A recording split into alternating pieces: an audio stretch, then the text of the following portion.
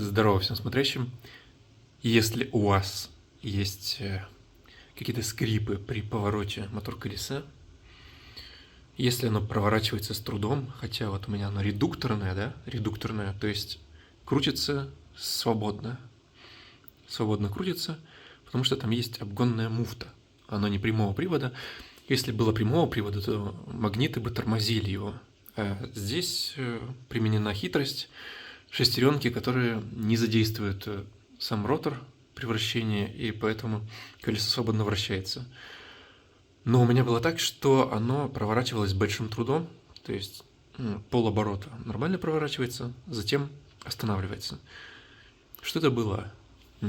Я в мастерской ставил колесо, спецевал его, поэтому мне переставляли диск с прошлого колеса на новое, на мотор-колесо.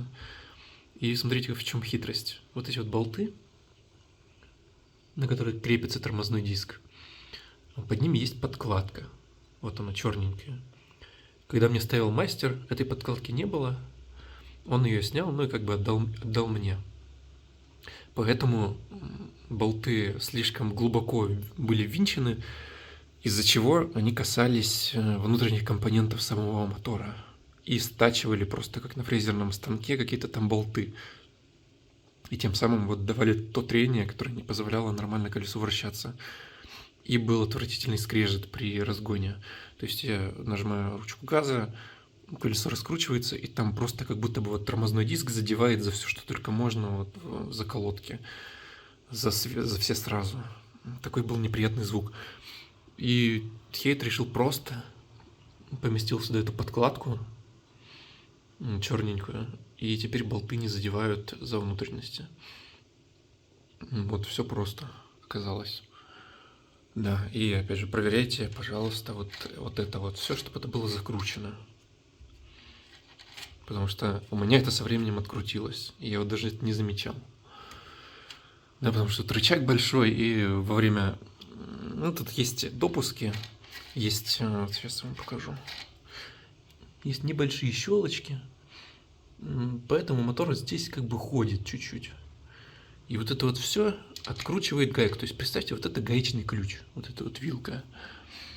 И она берет, как огромный гаечный ключ, откручивает вот эту гайку, блин. Берет и откручивает. Потому что чуть-чуть вращается, и со временем она ее откручивает. С легкостью, просто как бы вы сильно не затягивали. Поэтому нужно сюда фиксатор резьбы, что ли, наливать, я вот не знаю. Ну, в общем, она откручивается. Откручивается эта гайка. Вот, ну, короче, на этом все. Да, вот такая подкладка. Она, в принципе, идет в комплекте с любым мотор-колесом. Ну, должна идти, по крайней мере, потому что разные вилки, разной ширины. И диск тормозной, точнее, тормозные колодки могут стоять по-разному на разных велосипедах. Поэтому идет эта подкладка. Все, короче, не попадайте в аварии, закручивайте эту гайку. Если у вас тонкие дропауты, то усиляйте их. Вот. До новых встреч.